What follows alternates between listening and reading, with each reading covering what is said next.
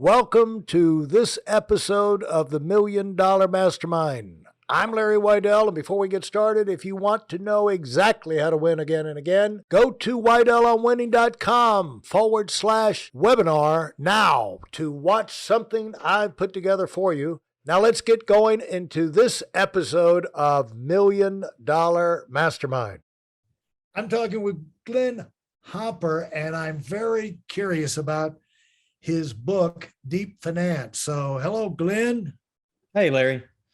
This is fun talking. And, it's a numbers thing. You and I were talking about the numbers earlier.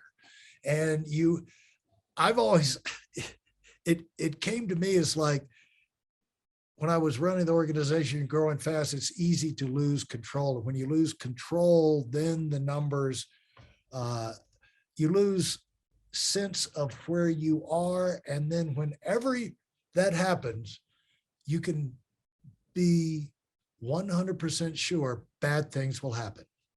And I made it up. I was very resentful if I ever got an inquiry from the company who did the processing or whatever, and they sent me some kind of information about my organization that I didn't know. I just felt like there's nothing going on here that anybody can tell me. That's not really the case, but as much as possible, because one thing is, I run a big marketing organization and I never wanted anything good to happen where I didn't let people know, way to go. That was a new record. That's a breakthrough. That's a promotion. That's this, that, the other. We appreciate what you're doing. And that was the main reason, I wanted to keep up with the numbers, but you got to keep up with the numbers if you want to grow. And if you don't grow, you're going to die. And I don't care how facile you are at keeping up with the numbers off the top of your head, sooner or later, a well-run company will grow. And if you're a company, maybe you can keep up with it now, and you got a really great humming thing, but pretty soon that thing's going to keep growing and you're not going to be able to keep up with it. And you're going to need technology, and you're either going to kind of stall out on your growth and you're going to start to flatline, or you're going to wind up getting beat by competitors who are actually using this technology. And so it's really not an option if you want to grow. And if you have it, especially if you have the thing, I'd like to double, triple, quadruple, I'd like to, hit our potential. Well, now there's just no way you can keep up with it off the top of your head. So you've got to have technology working for you.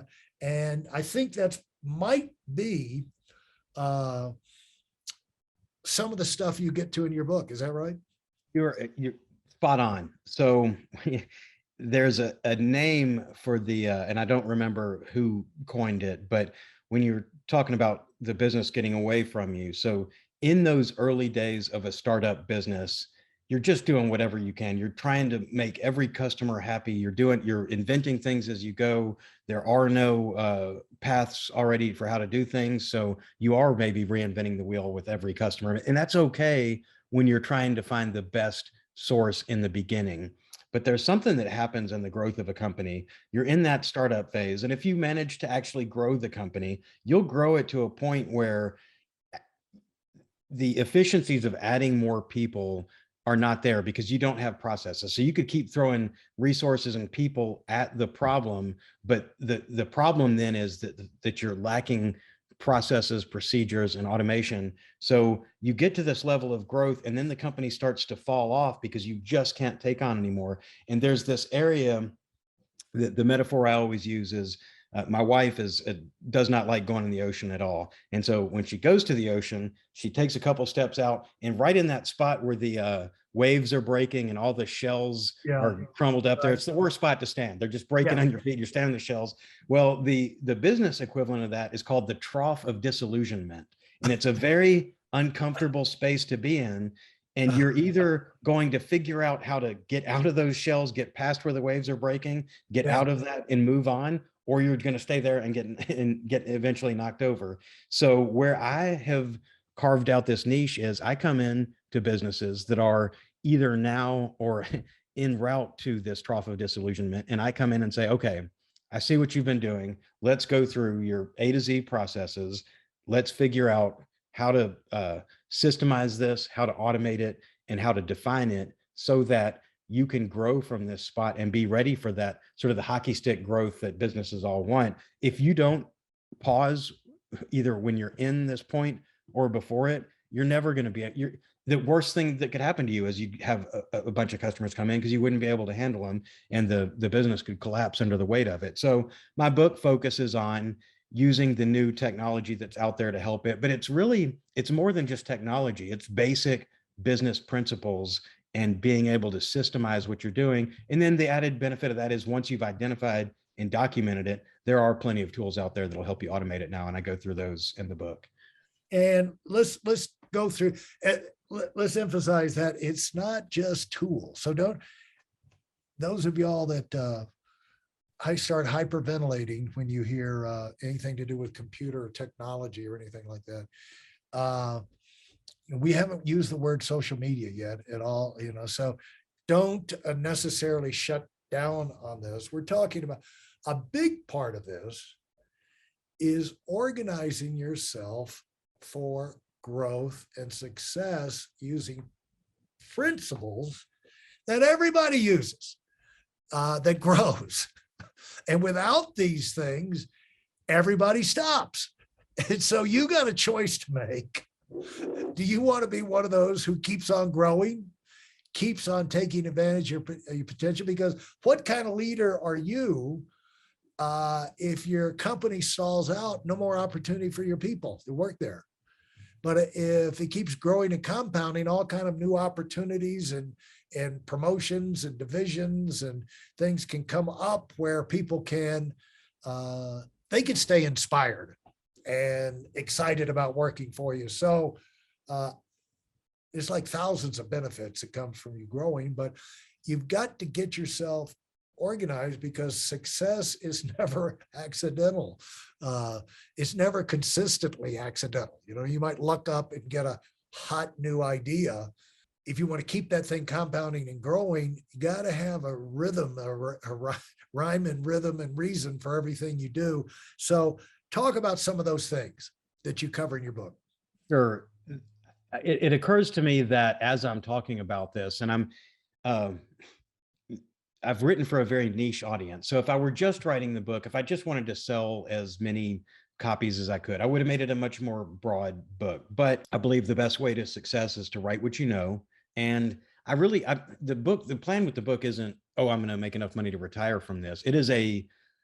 It came from a compulsion of all the things that I've learned as I've spent my career rather in finance, taking all that, consolidating it, and maybe turning it into a roadmap that someone else can use. So I talk about deep finance, but there are principles that apply to the whole company. The reason that it's deep finance is because there are a lot of systems that relate to finance, but I'm basically saying you as the finance person should be able to establish all these things across the company. So I talk about first, like we just said, you document your processes and you understand where there's roadblocks and where there are gatekeepers and where there are areas to get around. And then you find, is this something that I improve with the process or with automation? And when you find automation, and I talk about linking systems, whether it's the front end, and we could get really deep in the weeds here quickly, but I think the overview of it is front end, you've got a customer relationship management tool where you're tracking your leads and your prospects and how many customers you win, and then they come into the system and you're tracking project management and inbound and outbound calls. And then, that all eventually ties to the accounting system. What I'm preaching in the book and really in my whole life is once we have all these systems connected, we can start collecting data on every step of the process. When we have that data, that's what's going to drive this next era of finance where we have increased automation, and the role of finance becomes not to just be the report card and say, oh, we missed budget last quarter, last month, whatever. We did 10% better than we did last year. These markets are off. These markets are better. It's about more of the why. And these questions previously would have been answered with a hunch, with someone just business experience saying, well, Akron's down because of, the society or economic factors in Ohio or whatever. But when it would just be anecdotal. So I call using this data going from hunch to hypothesis. So when you deliver the information, you're not just giving a set of numbers, you're providing detailed correlations and information behind them, so that whether it's the CEO, the board of directors, the investors, or the employees, you can go that one level deeper and say, this is how we're doing, this is why we're doing that way. And in the book, I lay out a plan for collecting that data and how to use it. Would you say if people get in and read the book, it's not something you have to implement every step or all the process all at once? With that, you could start to move into this. And what I found, I'm gonna get and here's what I tell people. I said, you go in, and when growth stalls, first of all, you got to know your numbers. And then when they start to slow down, what I said, you don't have to fix everything this month, but you troubleshoot for the bottlenecks. Usually the weakest part of the system, either too many things around too few people, or the pipeline just can't handle it, however you got it set up, and look at how you can fix the knot in the hose. There's a knot in the hose somewhere if the water's not going through it, and just untangle that one knot and get that untangled, and then let it flow for a while, and then the next place will show up. Do you agree with that? Yeah. And the metaphor I use in the book is the old, how do you eat an elephant one bite at a time? Yeah. And the thinking of it is, and like you said, you find those problem areas, you address those first, because that improves the whole process. And then there are also quick wins that help you. If you can solve those bottlenecks, untangle that hose, then you look like a hero to the rest of the company. And then that's how you start getting buy-in. If you just go in and say, right, hey, I want to yank out all your systems and put new systems in and put these new processes in, people are going to be like, you're crazy. How are we going to get any work done if we're spending all of our time on this new process?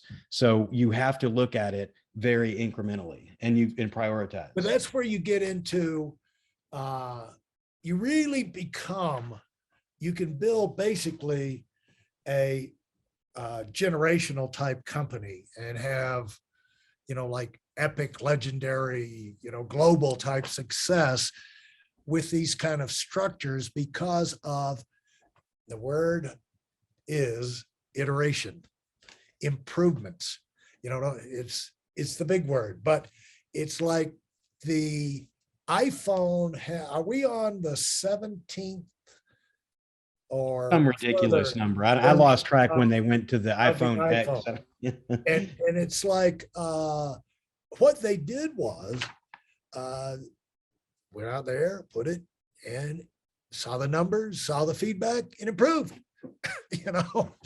And that's what they do at every phase of their operation. That's what all successful companies do. This is how they have that type of growth. Because I have a guy who's I've actually had on the podcast, Cosmo, and he's a super successful. He makes $500,000 to $1 million in the hair care business. He's got one big location. And he said, people, most time these hair places make nothing, like they make really amazingly nothing. So he gets asked all the time, how do you do it and everything? He said, what's your system? He says, here's my system. He said, if I walk through the door and I find myself bumping up on the left, next time I walk through the door, I'll walk a little bit more to the right so I don't bump into the left side of the door anymore. He said, that's my system. Every day I go through life and I bump into something, I make a adjustment so I don't bump into that anymore. But he said, you see these dumbbells, they go through their life. They never make adjustments. They make the same stupid mistake over and over again. But it really, at its basic level, it's nothing more complicated than that, is it? Yeah, and I'll go one level deeper with that. And this goes to Harvard Business School, a big approach that Michael Tushman, one of the professors there, really preaches. But it's you have to be able to simultaneously exploit, meaning doing the job that you're Right. doing today, and Right. make those incremental gains. But while you're doing that, you have to also explore. So explore and exploit are what makes businesses profitable. Because think about Blockbuster back in the day. They were the place to go to rent movies, and they just went and they were very good at what they did, but then they weren't exploring the future at the time. So Netflix comes along and knocks them out, and there's no Blockbusters left now. And you know, you look at Kodak is another one that they didn't move along. They got very good at the film, and they made those iterative changes, and they were, at the end, they were the best in the world, and for a long time were best in the world at film photography. But they were not ready when the industry moved on. They were not exploring and getting ready for new things. They thought film would always be there. So you have to make those incremental changes, or your business is going to get beat by your current customer. But you have to also look at the future and plan for that as well. And I talk about that in the book as well. And you have proven that we're not wasting people's time, because that's what we had covered earlier, where we said, stay aware of what's going on around you. Yes, and, exactly. You know, it's an extension of the same principle, like, you new employee, do your job, focus on that, but then think of the big picture, what's happening. Well, the same thing with a company. It's not, let's just move the product today, the short term. Keep your eye on the long term. And that's why one of the principles, it's short term and long term. Where are we headed? Where's this going to get us? We can do it, but like you're evaluating a new idea or something, that'll be great. But where's it going to take us? Is it going to take us where we want to be long term, or is it going to get us diverted from where we want to be? And that's another principle that you hear about growing businesses. And growing businesses will always have a new beachhead. There's always going to be another, Britain ruling. They're always looking for someplace else to colonize. They wouldn't be Britain today. The UK would not be what it is today if they hadn't gone around and had all of these colonies all over the world. And the thing is, if you want to be big, you've got, like, Citigroup is in 120 countries. Those countries did not come to them. At some point, they had to go to those countries.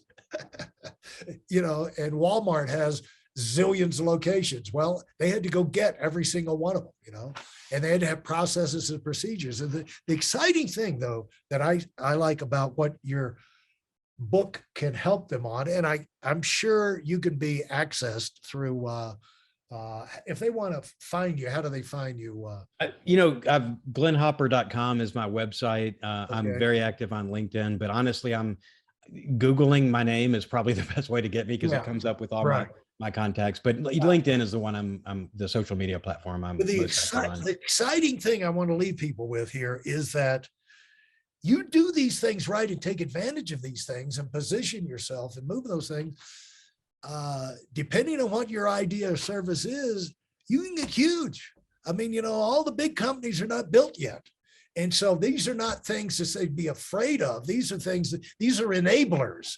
And these concepts that you're talking about in your book are enablers to get people where maybe they never thought they could do something like that before, but now they get in here and realize that light bulbs will go on. Wait a minute. I can use these tools. We can install these things, boom, boom, boom. And so thanks so much, Glenn. Very exciting talking with you. And I'm going to give you a chance to leave a final word for everybody as we wrap this up. Yeah, I really appreciate the time. And I guess my final word would be, the book is great. It's a niche book for finance people, but for anyone, I think that more of the strategy that you and I talked about is more important than what is specifically in the book. And I think regardless of the industry you're in, if you're trying to build something and grow it and to get to a place where you can scale and be the next big company, you need to think about these technologies that are out there. You need to think about your current processes and find a way, whether it's my system or whoever your favorite leadership style person is, a system that will help you get past where you are and be able to grow to this next level where we all want to be. Well, thanks so much, Glenn. Next time I'm in Nashville, I'm going to try and look you up and come by and see your operation. All right, Larry, I appreciate it. Thanks so much, Glenn. Wish you the best with the book and with the company. If you enjoyed what you've heard and are dead serious about finding out for yourself exactly how this works in the real world, I've taken the most valuable business lessons I've learned over 40 years and put them into something for you to watch. Go to whiteelementwinning.com/webinar now in order to move up as fast as possible. I'm Larry Weidel, and I run the $1 Million Mastermind. Go, go, go.